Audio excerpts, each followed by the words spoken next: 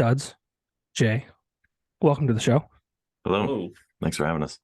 Jay Luke Yes. and the infamous Duds. Duds, how many times are you going to be on the show? As many as you'll let me.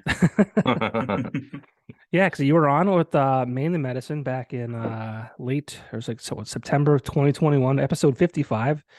If Yep. anyone wants to check that out, well, back in time action. But here to talk about Jay Luke and his upcoming album, the fourth solo record, right? Yep. And you've been doing this for quite some time.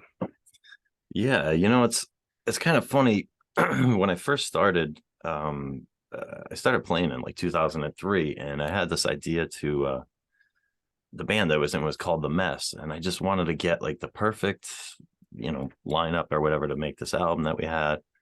And it just never happened. It was like we had this Ferrari with a busted wheel all at a time or whatever, So the album never got recorded, and I'm just waiting and waiting. And finally I was like, I'm waiting forever. I felt like it was never going to come out. So I said, I'm just going to go into the studio by myself and, put together what I had in my head. And it turned into like a solo project. And then that was like the first album was basically me with my songs, kind of having friends do guest spots. But from the second album on, DUDS has been with me the whole time, and it's turned more into like a me and him band scenario where we're collaborating more, and it just sounds way better, I think.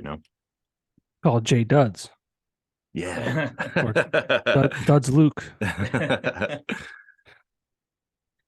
Well, how long ago was The Mess? How far back are we looking here? 2003 till Jesus. Yeah, till probably So about that's 20 years ago. Yeah. My God, it is. That's hard to believe. All right, it is. So the first solo album I did came out in 2018. It was done by like 2017. So it was a lot of waiting around, doing shows all of the time, but waiting around to get something actually physically recorded. It was very frustrating. So you're saying there was what, 17, so 14 years that you kind of were messing Floating around with The around. Mess? Yeah. Huh. Well, a lot of like waiting for just things to happen that just never happened. And it was just constant heartbreak, kind of, all of these great shows and great opportunities that we had. And, just got tired of waiting. What took so long? The first album was called It's About Time because it really was an apt title. That's funny.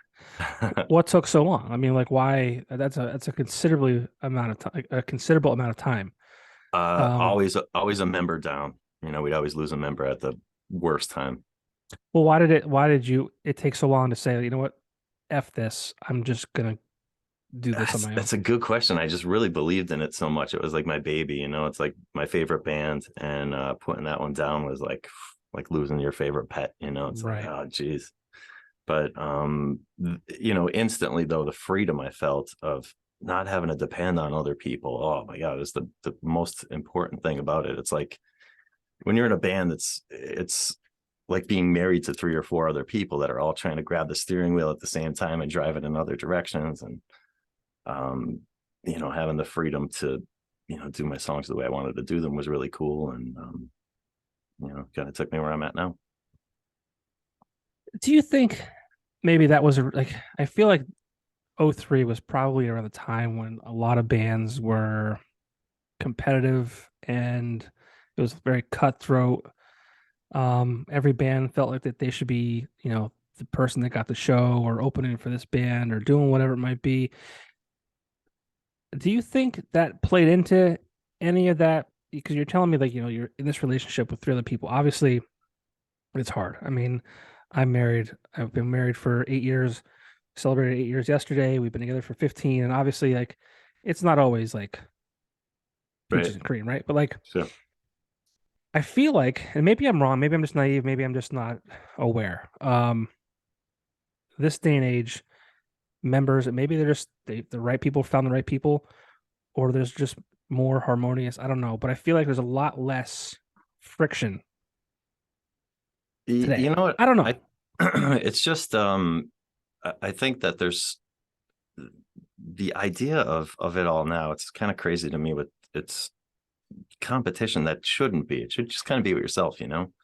So, and I think that has a lot to do with like the American Idol mindset and all of that, you know, or, you know, always some sort of contest mentality where we're all kind of in the same thing together, you know, it's just everybody's doing their own thing.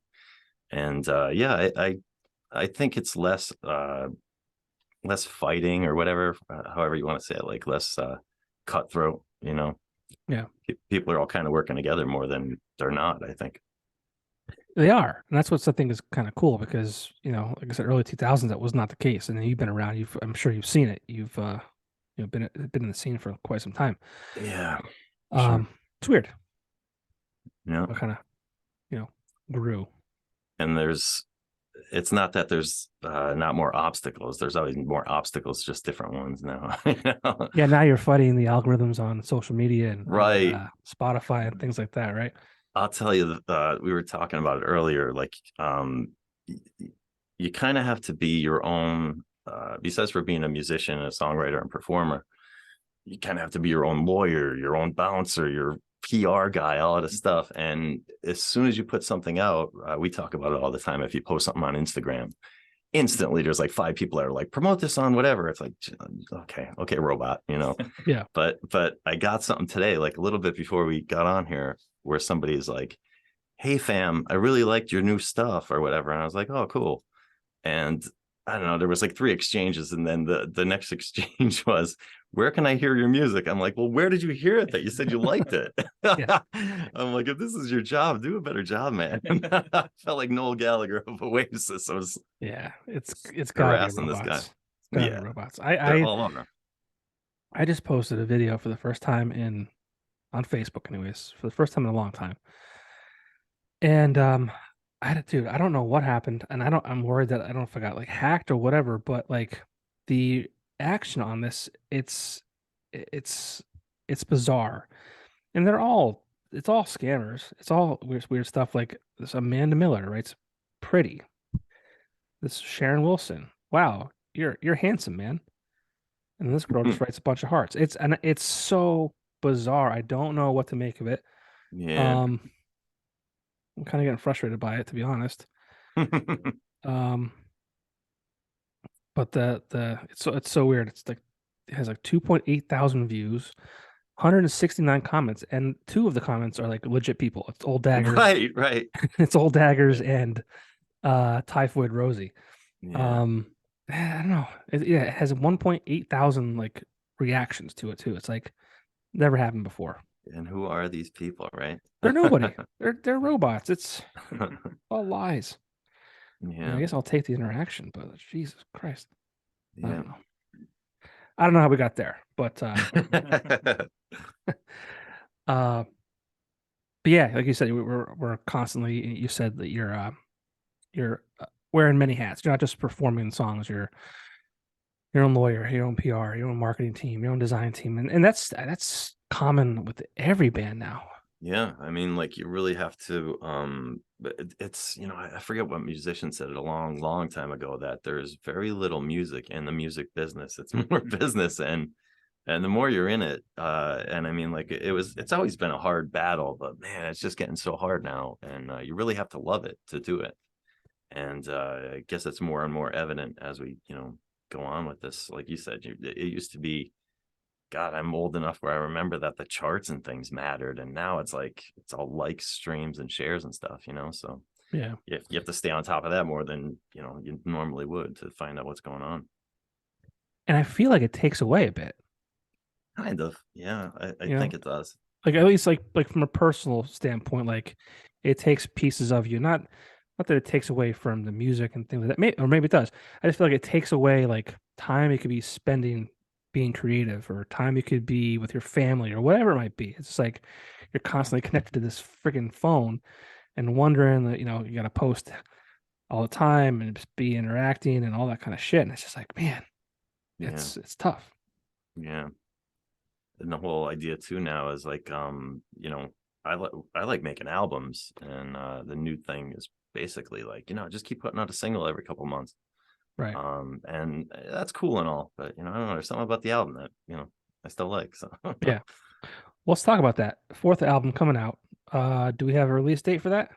I'm saying fall. We have to. It's all done being recorded. We have to mix it and master it and everything. But if I were to give a date, I would say probably like maybe October, early October. Okay. Possibly sooner. Depends on how quickly everything goes. But yeah, we got some pretty decent momentum coming now, so I want to kind of keep that going. So And how many songs are we looking at? I think 7. Okay. We're gonna put out. Cool. And you just released a single from Yep. that upcoming album called Yep. Me and My Demons, Yes, sir. featuring DUDS, of Oh course. yes. DUDS, what's it like working with this guy? Pretty incredible, honestly. I mean, what I do is, I don't even know how to describe it. I just kind of like add my flair to things or whatever. But going into sessions with Jay, he writes such great songs. It's like I don't really have to do anything. I just like it happens so naturally with him. Thanks. Yeah, of course. And where did you guys record this at?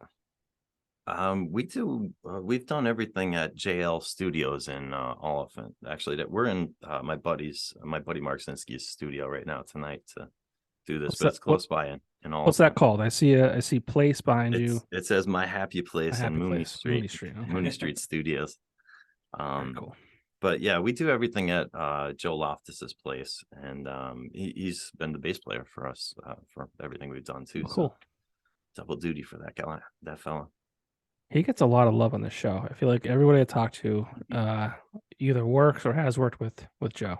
Yeah, I've yet to hear anybody say anything bad about him. Well, I'm pretty. Yeah, if it was bad, he'd probably be out of business. So that's good. Right. Truth. And what's it like working with him? Very easy. Everything that's kind of like the frustration I went through for so long with the band scenario. I remember the first session I went down there to do. I think we finished like one complete song in the first session, and I was like, wow, is it really this pain-free working by yourself kind of?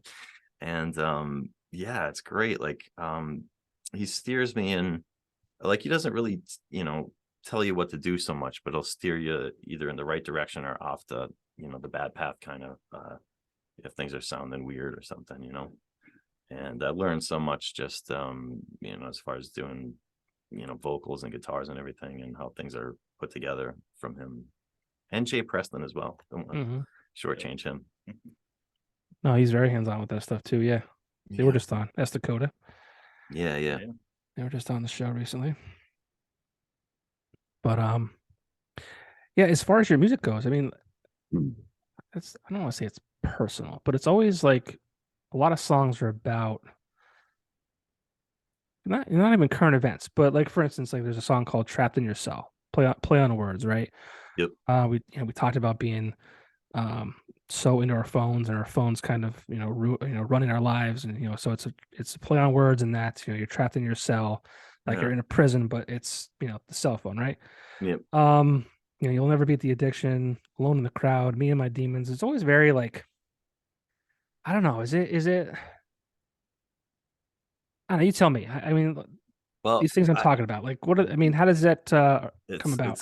It's just stuff I've been doing a lot of interviews and stuff, so I have it fresh to talk about. Good. The first album, with most albums like that, your first album, you have your whole life to make, and once you make your second album, it has to be like relatively quick after the first album. So the first album, I had a lot of songs already built up, and I think around the time of the second album, it was like, I want to write new ones and do all of these things. And it kind of became, like you said, definitely a more personal thing towards my songwriting. It's almost like a therapeutic thing where I'm writing about whatever I'm going through. It's like kind of like a snapshot in time, each album. And they sort of turn into, and I always loved concept albums where, it's like a big story. And I kind of look at the albums kind of like that ever since DUDS kind of joined on, actually.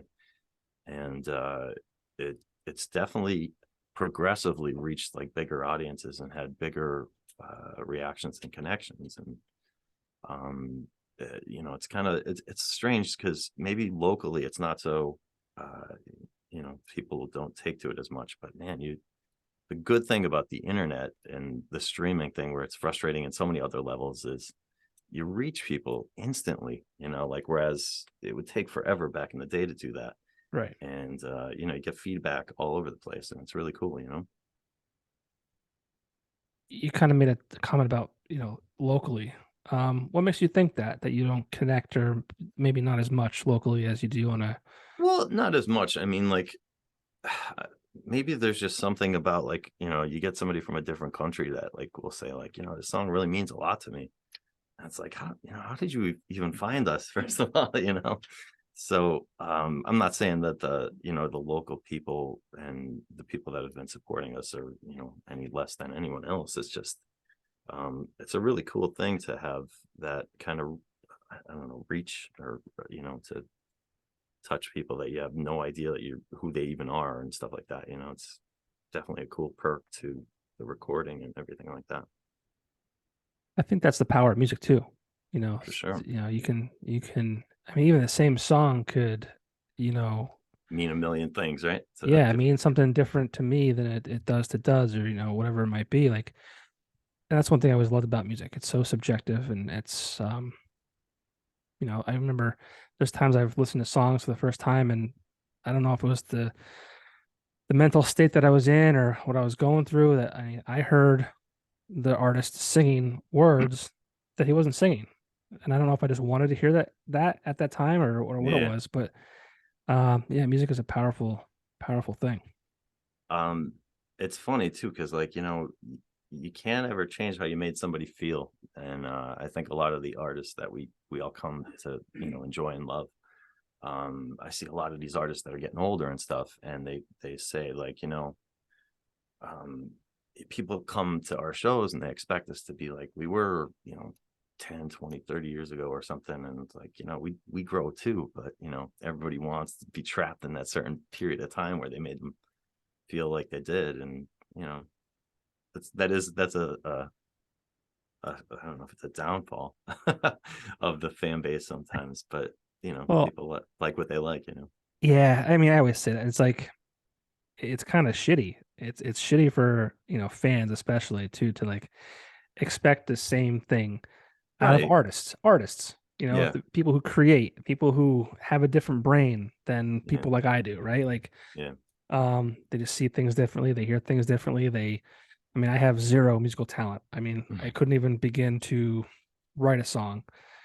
For me, I would have to, like, it literally have to be about something that has happened to me. I couldn't, you know, be Right. a storyteller. Yeah. But what I'm getting at is, like, you know, for people to expect the same thing out of artists and not expect them to either grow or Right. um, experiment and things like that. That's shitty. Well, you know, the other thing too is in the long and short of it, there's just no pleasing people. Yeah, Because that too. if you stay the exact way, then of course everyone's gonna go, oh geez, they just keep doing the same thing, you know. Yeah. But yeah, I mean, there's a point, I think, where, you know, critics are important, but you can't live your life trying to please them, or you're just going to go nowhere. I mean, you might go somewhere, but you're going to feel so empty inside, and you have to do what you ultimately think is right for you. Like you said, to write, especially for me, like I get real envious of artists who could just write about happy stuff, or just, like, you know, going to the beach and everything's all good and everything. When things are good like that, that's the last thing I want to do, is write a song, you know what I Right. mean? So if I'm frustrated or down or angry or something, it's like, well, I'm gonna write a song now. So that's always usually how it comes out, you know. I've had several conversations about that. You know, like, I would never be able to write happy. Like, so what do you Really, write about? Like, oh, like, do you brag about how good your life is? Like, right. what is it? Like, for me, it was always the band Van Halen. I grew up loving Van Halen, and I'm like, how are they writing these songs about being happy? It drives me crazy. Yeah. But, you know, certain people have that ability, and I don't know, just, Yeah, it's a gift. It really is. yeah. Maybe drugs too. I don't know. Oh, I'm sure, and money, of course, money and helps. money. Yeah, they're doing shit that we'll never do. Like you get drugs and money, man, you're gonna write some great songs. Yeah, Or not. I mean, I would say that there's probably a lot more great songs under the influence than there are not. Like great songs, like experimental, like just off the wall, like those songs that go on for 11 minutes and shit like that. Right. Yes. But how do you think you've changed over the last few 20 years or so? Like, how have you grown? Like I said, the first album was kind of like putting things together. Not that it wasn't personal, but I really kind of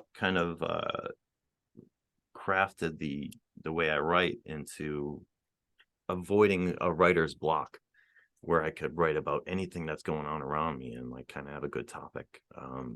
I love the double meanings and certain things like that in songwriting, and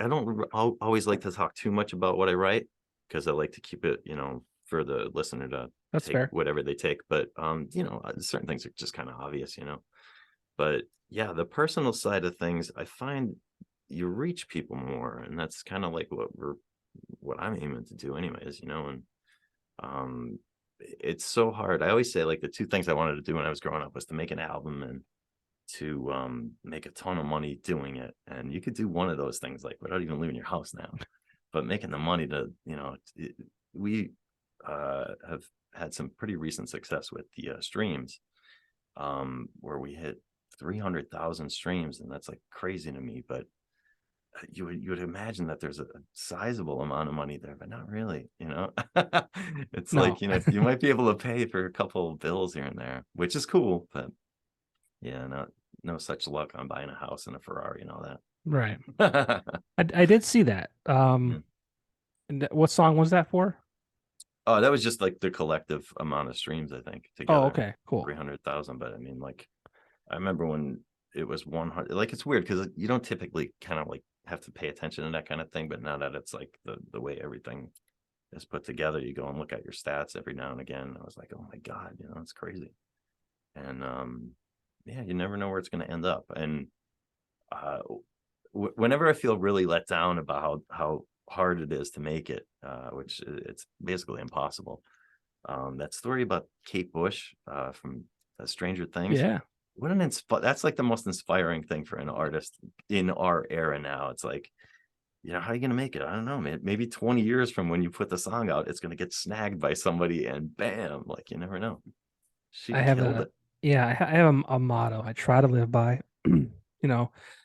I'm in the same boat. I mean, I haven't been writing music or doing a podcast for 20 years. But it's hard. You look at the numbers sometimes, it's discouraging. It's like, True. Why do I even bother? Like, it's like I do it because I love it, right? And I do it because from the day when I said I wanted to at least have a platform for artists to come on and talk about who they are, what they do, and why they do it.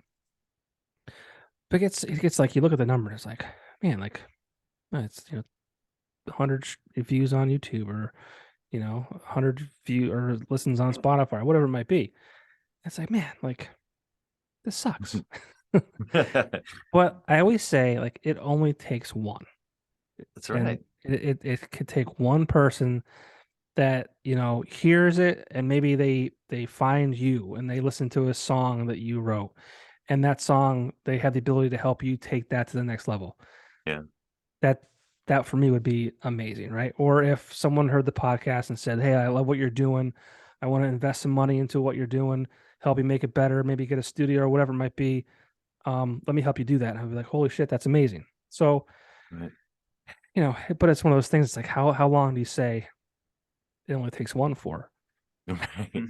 Well, you did say the key thing, like, especially now, it's kind of easy to find somebody who really loves what they or it's in their blood, versus somebody that's just trying to be famous or make some money out of things.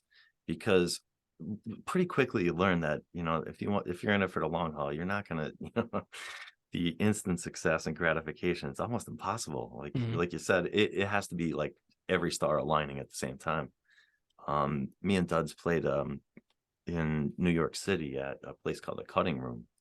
And I think it's the week before we played, after the SNL Saturday Night Live cast was done, they all went and hung out there. And I was like, man, maybe this will be our chance, you know? And it was cool though. Like there were some, you know, some people in the industry that were there that were very important. And you know, you never know who's, like you said, who's watching. It might just be one, you know? And yeah, that's cool. I mean, that's your other chance, the live shows and stuff, and getting out there and doing as much as you can, you know. Yeah, talk about those. I mean, you've been at it for a long time, like we said already. Talk about some what people can expect from your shows, and you know, some of the just the experience you've had, you know, through the years and I'm responses you've been given. I'm playing shows, mainly like solo shows, acoustic shows, almost every week, about 2 to 3 a week, and I basically play anywhere I can. You know, at this time, I like to play. It kind of keeps me sane a little bit, and it's just kind of like you kind of read the audience, and sometimes they're easy to read, sometimes impossible and unpredictable, and you know, you don't want to. I never want to play anything I don't like, or you know, where I feel like I'm selling my soul to, you know, make some drunk guy happy or something like that. That's not what I do. But you gotta, another thing too about performing is you kind of have to learn to deal with the you know, the dead air and the heckling and certain things like that. And I always kind of tend to use humor and stuff like that to make it more fun and, you know, interactive, because, you know, the less dead air and people yelling Freebird and nonsense like that, it's like you kind of have more of a chance to win them over and do your thing. But yeah, and you know, it's cool. I like to do it. I would fail at that too. I'm 'cause It's I'm not very witty. So like my response would be like, shut the fuck up. sometimes it comes to that. Yeah, you know, I feel like in all of the years I've been playing, boy, you could certainly tell some stories of crazy situations and scenarios. There was one time, I do have a really good one. Have you ever heard the song Stuck in the Middle with You? It was the film called Reservoir Dogs. Yeah. Had a scene where a guy gets his ear cut off while that song's playing, and you kind of have already like a weird vibe about the song because it's so peaceful and easy going, you know. I went to play in Lehighton, and it was a strange place. I can't remember the name of the place, but you walked in and there's like, you know, metal detectors. I'm like, oh, what are we walking into here? You What know, are we doing here? and it was two pool teams or dart teams against each other. I can't remember which, but they were super aggressive at each other, you know, and the tension was crazy high. And I'm like, you know, I'm gonna play Stuck in the Middle with You. I don't know why. I think it'd just be a fun thing to do. I play it, and there's a guy next to the other guy, like me and Duds, and he's holding a mug of beer, and this guy's saying clowns to the left of me or whatever. He's like, you're calling me a fucking clown? And he hits him with the mug of beer No way.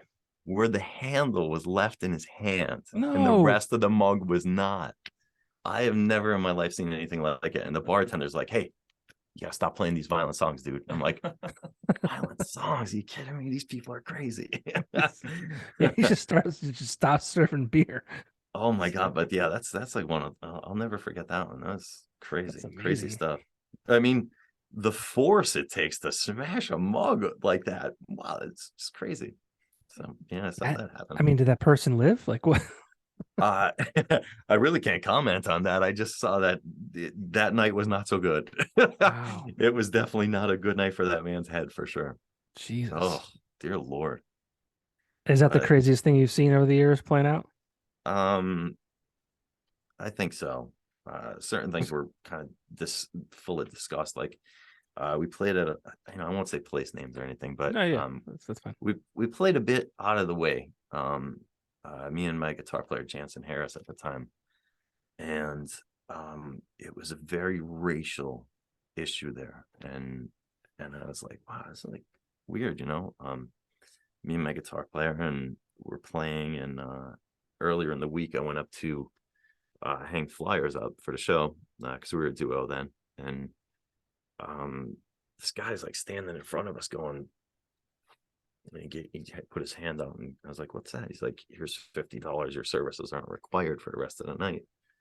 And I was like, "Jesus, what's that all about?" And he said, "I saw your flyer, and there's 4 people in the band." I'm like, "I made the flyer. I'm an artist." And no, there's not. So we're like, "All right, whatever. This is just a weird vibe here the whole time." And we're going out, taking our stuff out, and we heard like through the window them saying like, "We got running these guys out of town or whatever," because of the skin color of my bandmate. And I couldn't believe it. And they really were like running us out of town like the KKK. Wow. It was crazy, crazy stuff. So yeah, that was not so fun. And that kind of thing still certainly exists, more than you think. Yeah, it's a shame. It really is. Yeah. But there's a lot of good times too, Absolutely. I was gonna say if you could beat the guy getting smashed with a glass mug, I was like, yo, dude, like maybe you should stop playing. Call it a day. Let people live. But through playing, I've been given the opportunity to play with like a lot of the people I looked up to growing up, and it's both a good thing and a bad thing, because sometimes they say not to meet your heroes and stuff, and I've been on both sides of that, where some of them are so cool and some of them are such dicks. Yeah, like who?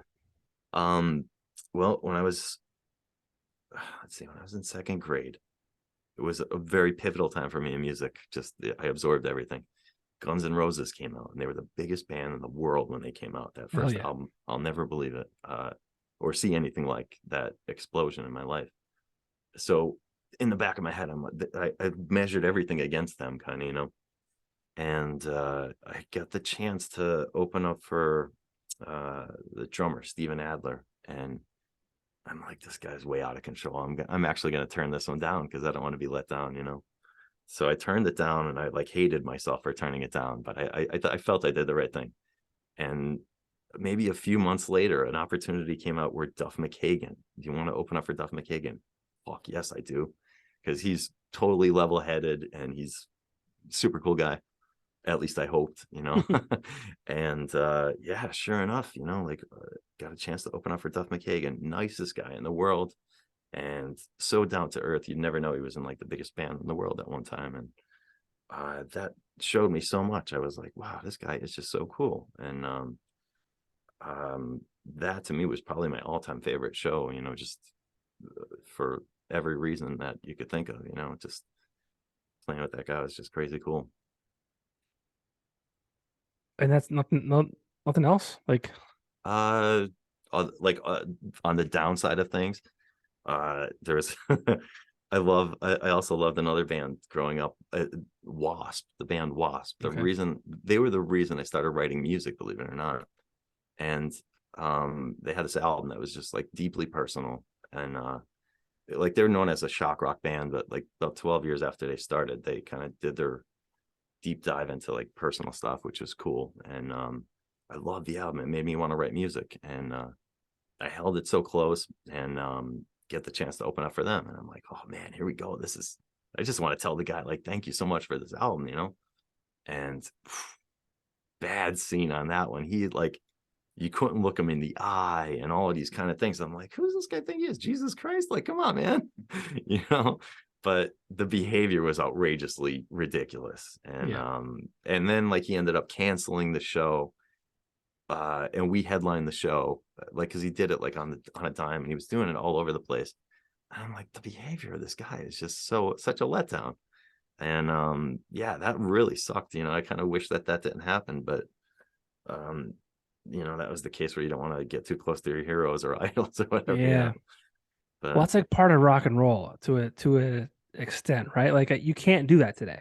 Like the minute like you even like look at someone the wrong way, like imagine Taylor Swift, if she looked at one of her fans the wrong way and it was caught on video, which probably would be dead, destroyed, right? Yeah. But back then you could kind of like, and not that I'm condoning that behavior, right? But like, no, yeah. I mean, back then there was like this like mystique about it, like, and no one was ever as accessible as they are today, right? So like, you never knew, like, you never knew. That's it. It's such I think a cool time to be a rock star and even like a fan. yeah, a lot of things just got swept under the rug by whoever the managers were and stuff like that, which God love those people. They probably had a lot of work to do back in the day. But Or not, yeah, or not. Like yeah. there's still recordings of them, you know. Yeah. And yeah, you kind of, as time goes by, it seems like everything just comes up anyways. Yeah, it's true. But yeah, it's such a weird time, like you just gotta the main thing I think about with recording music is even if you don't get the success or whatever, you never know where it's gonna go. Like the Kate Bush phenomenon. It might be 20 years from now. But I feel like, it would be stupid to stop or whatever. And it always discourages me so much because actually the way I met DUDS is I was hosting an open mic night for like, man, it had to be 11 or 12 years. Right. And the Irish Wolf down in Scranton. Oh, cool. Yeah. It started it was Judge and Jury, and it changed its name. But I was reluctant to do it at first, because I was like, I'm doing my own thing. And I think it just took like one or two people that were like getting over their fright of being on stage, where I was like, this is kind of a cool thing. You're kind of given an opportunity and a platform for these people that, sometimes don't get it. And I loved it. And so many cool things have happened over the years. And, I remember meeting DUDS and I was like, wow, there's no way this guy is this good on guitar. And we talked after a show or something. And I said, would you be interested in playing on my album? And yeah, I have, he's been like the greatest collaborator you can imagine. It's really cool.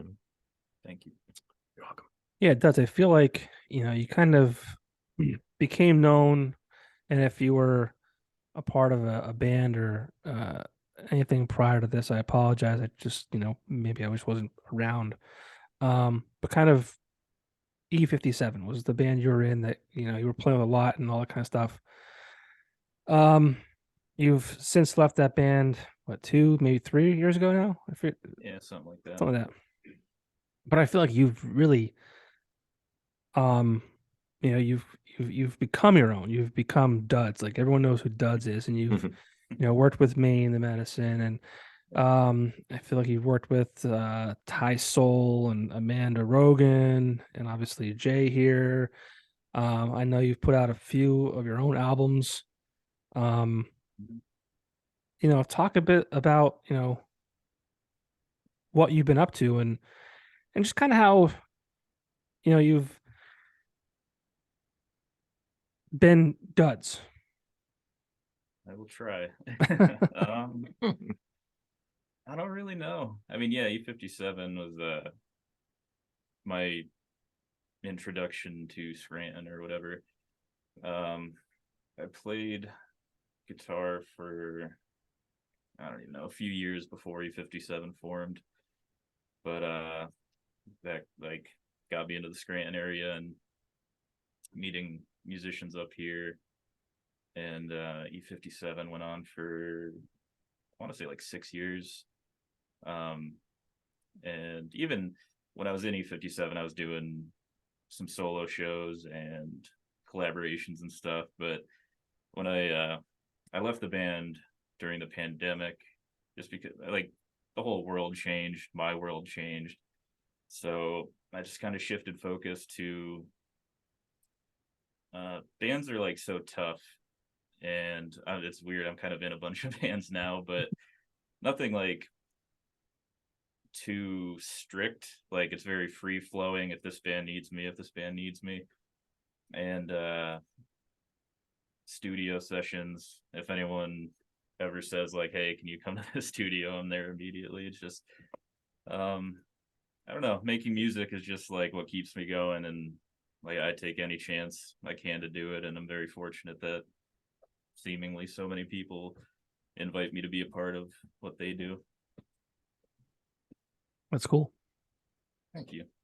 And I feel that I always lose track, like, not to say that like I work with an insane amount of people, but I kind of do. But you do. I do, really do. yeah. And I feel bad because I can never remember everybody, so I'm just not going to name anyone. But well, I always really find that fascinating. AJ Jump is still a drummer, but AJ Jump would be in a million bands. Mm-hmm. It seems like And anytime I see a video of a band playing, he's the drummer. right. Honestly. And you've kind of become that that guitar player for this area now too, like and beyond. But like, yeah, I mean, you're like this guy and MDG crew. You Yeah. you were with them for a couple shows, and Mhm. Love those yeah, I mean, guys. obviously you're you're talented and easy to work with, and that's why people are kind of gravitate towards you. Thank you. Was there a picture of you without a beard? Um, Well, you got to pay good money there's for gotta be. I don't. It's been so long now, but there's got to be one somewhere. Like that people have access to besides maybe family? Because I don't encourage anyone to creep on my Facebook. If you go back far enough, there's got to be something. on Facebook, oh boy, There you go. I feel like we have to go. We have to go on this ride here. What have I done? But I mean, I heard that EU57 is doing a reunion show. It was supposed to happen maybe a month or two ago. Some unfortunate things happened with a fire, I believe. But from my understanding, that has been rescheduled. Yep, August 11th at the Keystone stage with Days in Transit and the Broke Pines, which is a new band consisting of Young Burgo, American Buffalo Ghost. They kind of merged in some form. Is that Jeremy Burke? Yep. I gotta get him on the show. Jeremy, I think we talked David about Connors, Steve Werner, and Sean Flynn. And I apologize if I'm forgetting anyone. But I told Jeremy that he needs to come on the show, and I don't know what happened with that communication. Hmm. I don't know if it broke down or what, but yeah, gotta get him on. I love that band. yeah, he's amazing. What brought the E57 reunion back or together? Like what's that all about? I think it was just kind of, there was no closure because when I left the band, it was like the height of the pandemic. So like we hadn't played in a while. We didn't know if we were going to play in a while. And it was just kind of over. So Chris had hit me up at some point to see if I would be interested. And to be totally honest, I was like, yeah, not really, but let's do it. And we got things situated and jammed a few times leading up to the show. And by the time the show came, I was actually so stoked. Like, people seemed to be excited. I just wanted everyone to have a really good night. And I was really excited. And it was literally the day of the show, like the whole street caught on fire, basically. And it was a no-go. But it's back on. It was back on August 11th, the August Keystone 11th. stage. I've yet to go to that venue. It's cool. I've played there Yeah. a few times. It's been a while, but it's nice to have an all age venue. I know we've lost so many over the years, unfortunately, and that one's kind of keeping it strong. So Yeah. I wish I had the money to do that. I mm, really do. I would love to open a venue. But it's like one of those things, it's like you have to understand that you're not going to make money. Right. And you'll probably, and I wouldn't even be interested in making money. I mean, if I could break even, I would do it. yeah, if it could Yeah. like fund itself. And stuff. Yeah. But, Yeah, it's a tough scene. Very tough. and I feel like right before the pandemic hit, I feel like there was this rise of local original, music. Yeah, I absolutely. feel like it was really on this upward trajectory, and like everything else, COVID fucked it all up. I'll tell you, I don't know about you, but I know like right around that time we had CD release things planned. I'm in two other bands, and the band I'm in, Reach for the Sky, had I think it was our second album. We're like all stoked to get play our CD release, and yep, screwed. And it shut down so much. What I think me and DUDS were on what would be my third album at that point, and that's when the song Trapped in Your Cell, like half of the album was recorded. So I was like, oh, could I put out a single at that time? And I think that was the best thing for our collaboration at the time, because I think it was when everyone was really listening the most, because there's like not a lot of other stuff to do, everybody's at home. and it became like the most. I think it was the most streamed thing that we did. Almost like 70,000 or something like that.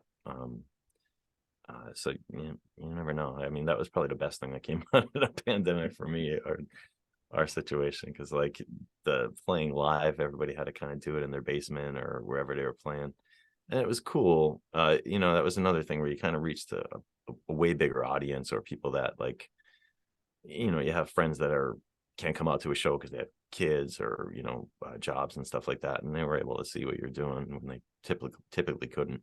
Yeah. But the oddest part about that whole live recording and whatever was that, like, when you were done playing, there was like the audible reaction was none, so it's like, oh None, yeah. jeez. Yeah, and like you can't always just kind of be staring at like who's listening or what they're saying, but that was kind of a weird thing. But I think that we got a lot more people through that, but by and large, it was a hard hit for a lot of us. It was the one time where I had like a whole year booked for gigs. I was like, man, I never ever am this responsible in my life, and shut right down. Yeah, it was. I mean, everybody. I mean, I was in sales for the radio station. Like, I was projected to have my record year. Yeah, And yeah, what a disaster. And I mean, we're still feeling the effects of it, to this day. yeah, and I knew we would. I knew that when it was going on, like, it was not going to be, a yeah. 2-week thing, and then it turned into a year and then 2 years, and it just the effects that it had on everything are just massive. It's a strange thing for the musical, like the live portion of things, is how it seemed to me prior to that, the norm was, well, for me anyways, playing from 10 to 2. You had this gig, Yeah. where it was always 10 to 2, and now it barely goes on past midnight, if that, and it's usually not 4 hours, it's 3, and it's like, that's kind of cool, That's because sweet, right? yeah, and you lose a lot of people, like the people that you're playing for from 1 to 2, are they even there? Even if they're there, they're not there. Right, that's what I'm saying. What are they retaining? Nothing, probably, but yeah, I'm grateful for that. You try to look at the good parts of it, I guess. Yeah, you have to. I mean, there's nothing we can do about it, Right. unfortunately. Yeah. I always thought that was cool too. There were cool, like, live events going on online. But I was wondering if people would, continue to kind of utilize that platform as a way to kind of connect with their audience, when they weren't playing shows out live. Have you found yourself doing that at all, or are you just more about, like, hey, I want to play out live and I want that experience only? Um, it's weird. Like, we're all trying to figure out, like you said earlier, like beating an algorithm or something. But I think we're all trying to just figure out how to. They always tell you to, like, be mindful of content and kind of keep putting stuff out. But I don't particularly want to overkill on anything. So every now and then I'll make like a video to just kind of talk about what's going on, or recap certain things that are going on. And in the studio, I always try to, like, get a good clip here and there of what we're doing.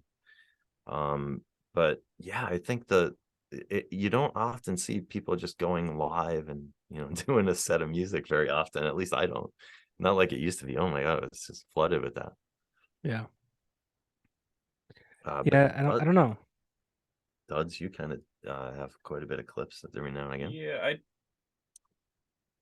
I don't go live too often, just because what I do, like guitar improv, isn't much of a show. Like, you could put it on in the background for like dinner or something like that. But I do try to post a video a couple times a week, just because, I don't know, like, this is what I do full time, so any exposure I can get is very helpful.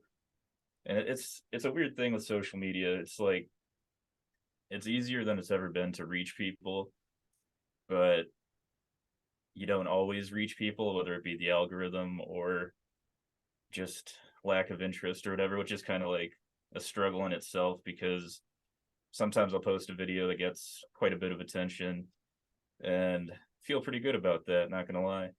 And then the next video you post gets absolutely no engagement, and you're like, oh shit, what did I do? Like, why do you hate me? Yeah. And there's that kind of struggle. But at the end of the day, like, I don't know, if even if people aren't like liking and sharing and all that stuff, even if I don't know someone is watching and enjoying, but they are, I don't know, there's some kind of like telepathy thing going on. I'm like, okay, it's worth it or whatever. Yeah, I relate to that. Yeah, it's it's so tough living on the internet, and we'll get back to that, I guess. Like, I just, what people are into, like, and obviously we all think that like what we do is like very important, right? Yeah, like, why aren't you watching? Why aren't you subscribing? Why aren't you like? And I find myself doing it, and I always say like, the hardest thing for me to do is self promotion. I'm not that kind of person. I always feel like everyone's on the internet trying to scream the loudest. Yeah. To say, look at me, and I'm not interested in that.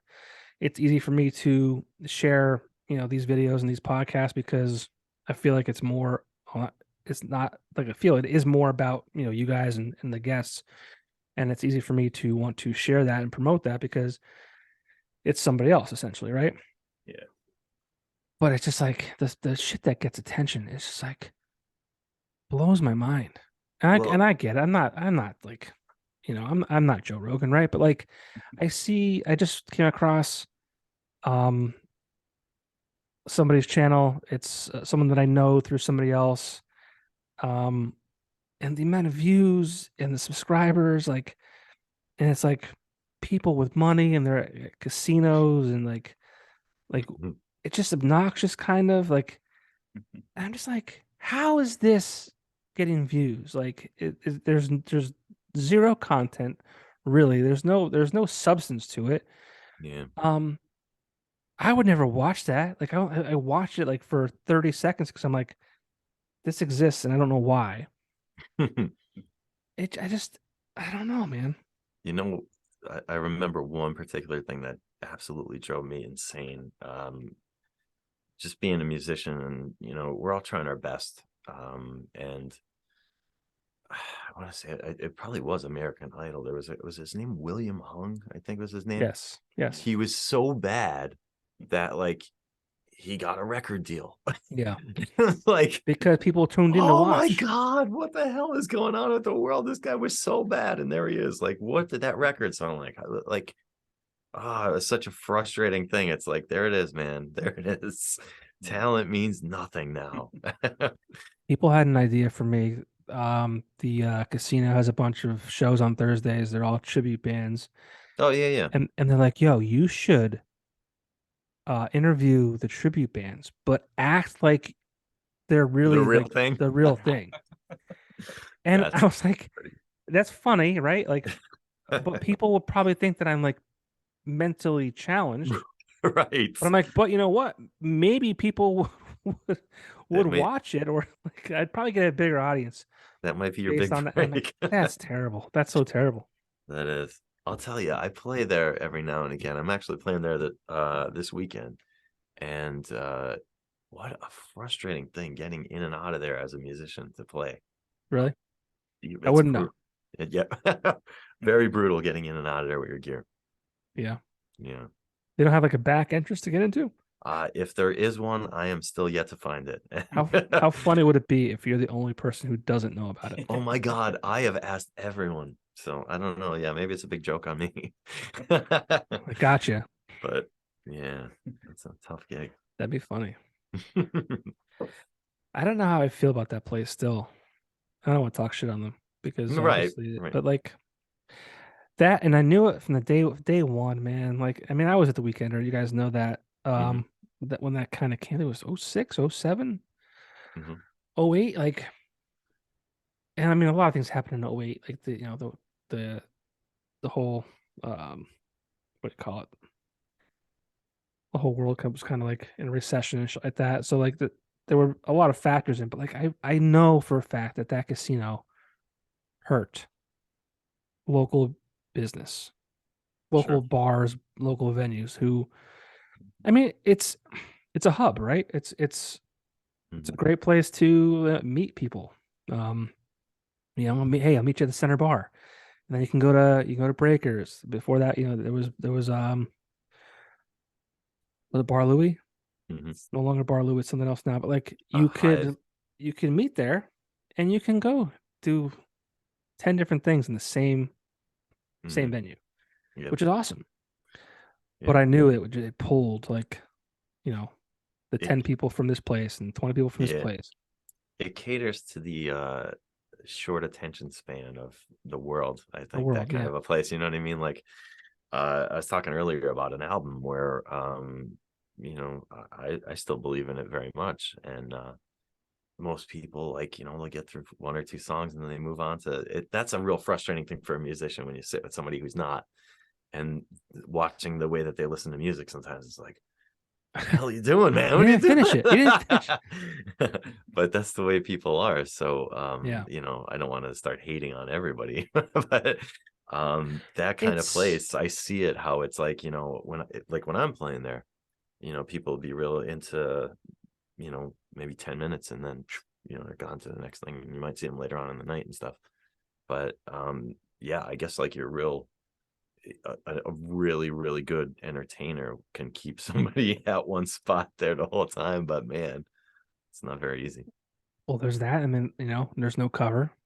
We Yeah. can pop around to different places and see, you know, different bands playing, and there's no cover, and that probably ruined that whole concept too, Yeah, very to a much. degree. I also think the Harbor Bar kind of ruined that too. Yes. Yeah, Harbor Bar real came into town and did a whole no cover thing. big demolition there on the scene. Yeah, but it's hard to say, you know, what does what. the It's kind of factors are the factors are many, I'm sure. yeah. But let's talk about your fourth album real quick, and then we'll wrap things up. Okay.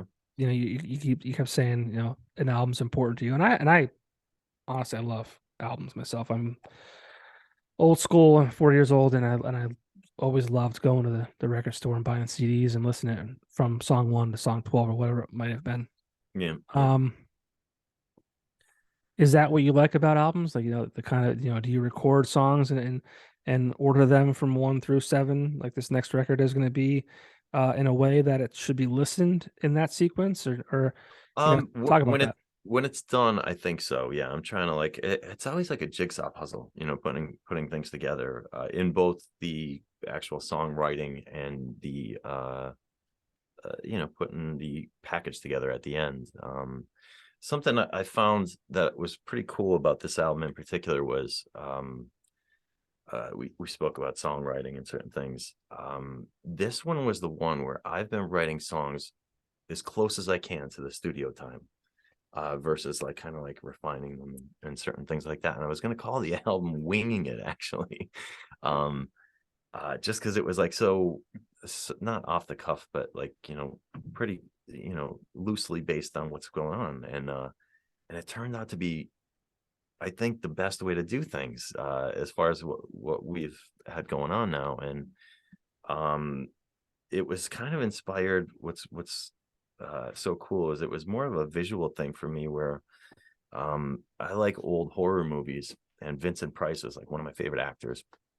And I saw this movie where he like looked on his shoulder and there was a devil, and then he looked on the other one and there was supposed to be an angel, but there was a devil there too. And I was like, oh my god, what a great idea that is, you know. And I was always, because I'm an artist, a graphic designer and a visual artist, I love these paintings that were done of magicians in the early like 1900s that had devils whispering in their ear. It'd be like, you know, come see this guy who does whatever, and the devil whispering in his ear. So that whole thing was like really the start of the Me and My Demons idea. So when it came time to do the like the photo shoot of it, I got in touch with the people at the Houdini Museum, and they let me use the straitjacket, and the photographer Eugene Lucas, great guy. He got so many cool shots. But yeah, we put it together and I was like, damn, this is a great idea. So that element is really cool with the album too. That's another thing. Like I was always used to looking at the album the whole time I listened to it. Yeah. So now it's just that little thumbnail, which sucks, but yeah, you kind of adapt to the times or whatever. But that was very much the start of I guess the album's concept, like the demons that we fight, and struggles, and it's a pretty fast-paced world, and it's deadlines, stress, insomnia, certain things like that, and it's dealing with all of that sort of thing, and it's kind of the basis of it, I guess. Do we have a title for it? Yes, Me and My Demons, that is Oh, the that's the title. Okay, cool. So the single is just the self-titled Got it. single. Got it. Yeah, it's I always say I wish I was a psychologist, because I would just go on social media and like Yeah. mental illness, mental illness, mental illness, like Right. just call them or target ads towards them, and it's the world's crazy, man. There's a lot to navigate through. I think you do a really good job with a lot of your songs that just they're relatable. It's about things that everyday people are going through. It's just like it's an outlet. I think when you get too specific on certain things, it's like like if how can I say it? If you're using like really big words and real complicated talk, it might impress certain people, but you want to reach the most people you can, and we're sometimes you're fighting that, like, I want to make this sound a certain way. You also want to keep in your head, like, I'm not out to impress the critics or this certain group of people or whatever, but I do want it to be relatable. So that's something that I always keep in my mind, like kind of keep it more general and open, where it means something, versus like people having to look up a word. Yeah. So that's an important thing too, Yeah. Dumb it down a little bit, For sure. if that makes sense. Yeah, absolutely. And I know I said we'd let you go after we talked about the upcoming album, but you also, which I think is really neat, do a lot of videos for your music. Mhm. I think is cool. Like, is that just again part of your upbringing, and you always said you wanted to make an album and be rich? Like, was the video part of it? Like, you make a single, you write a single, you record a single, like you have a video to accompany that. Like, was that just part of like what you wanted to do, or is there more to it than that? I would love to make more videos, but it's the people I work with are they're just very busy. So what was really funny was I'm always kind of on their schedule, so the last music video I did was You'll Never Beat the Addiction, and I think it was last year on the 4th of July. The producers said, "Hey, are you doing anything today?" And I'm like, I don't know, why. You want to do a video? Yes, I do. So I'm always like at their call, because I'm thinking if I don't say yes now, I'm never gonna edit. Right. It might take another year. So yeah, we spent the day just like going through abandoned places and shooting the video, and it turned out really cool, So I do love doing it. Like, between being in the studio and making videos, I think that's the most freeing part of being an artist, at least for me, because with the live shows it's cool too, but like you stand the chance that somebody might ruin your night just being a jerk or something, which you kind of learn to diffuse that a lot too the more you play. Right. But there's zero chance when you're making a video or in the studio. I mean, like, wow, if the producer turned and punched you in the mouth or something, that'd be something else. But yeah, that doesn't typically happen. So yeah, I love doing it. I just wish I could do it more. And Right. and money is also a thing too. None of us are getting extremely wealthy doing what we're doing. We're just doing it because we love it. Yeah, I feel you. Well, I think is this shit? Hold on. Oh wow. Whoa! Is that Tap a out is that a here. beardless? Oh my God. Is that a We've- beardless? Well, kind of beardless. There's I was trying. Damn, that should have been the album cover right there. yeah. Jeez, Yeah, that's the look I was going for with that one. This ring light. Son of a bee. Anyone watching, you'll have to go to the YouTube or Facebook page to see the video. Oh, I think I went deep enough here. Oh no. God damn, this light. Wow. DUDS That and looks like when you fog. were when you were on death row. Yeah. Checking Yeah. out my last meal. Yeah, let's. Man, I think that might be it. Huh. That are worth showing. Very nice. Well, I think this has been successful. Learned a lot about Jay Luke. Touched a little bit about on duds, and we've seen duds without facial hair. And this might be. Is this you? Ooh, yeah. Oh, man. Wow. It's like weird for me because I haven't seen that in like 20 years. Man, That's a trip. I'd say this was a very great success. Whoa, this is duds with a guitar. Wow, this is crazy. Wow. Oh my God! Look at this. Again, anyone That's a just sweet listening, guitar. Thank you you. need to go Shout out to- to Avenged Sevenfold. go to the YouTube channel or Facebook to see the video. But guys, thank you. I mean, Popko. obviously, Jay, I've known of you. I've played your music when I had a radio show back in the day. It seems like it's only Yeah. been it's come up on 3 years. I've been off the air. Crazy, man. Yeah, it's unfortunate, but Yeah. is what it is. But I've known Duds, so it's been a good opportunity to kind of learn more about you. For anyone listening or watching, how can they find out more about you online? Instead of like giving out addresses, I think just like J Luke Music, you could find that in a general search, take you pretty much anywhere. And whatever your favorite streaming platform is, it's all there. You can find I think every album. So J Very Luke. cool. Yeah. Well, we'll be We might looking start forward. calling it the J Luke Band though, or whatever, because I feel like it's kind of weird now because it turned into something. I don't know. Like that sounds like you should. I don't know if you. The J Luke Band sounds like you should be wearing some kind of Yeah, it does sound a bit big ridiculous. hat and like a duster or something. I don't know. We might still do that. We might turn into but Well, we'll look forward to your album coming out in the fall-ish area. So yeah, best of luck with that. thanks, man. Upcoming shows can be found on your website as well, or your online. Yep, all the time. Sweet. Awesome. Well, guys, thank you again, and looking forward to that new album. All right, man. Thank you. Thank you. All right, take care. We'll see you. See ya.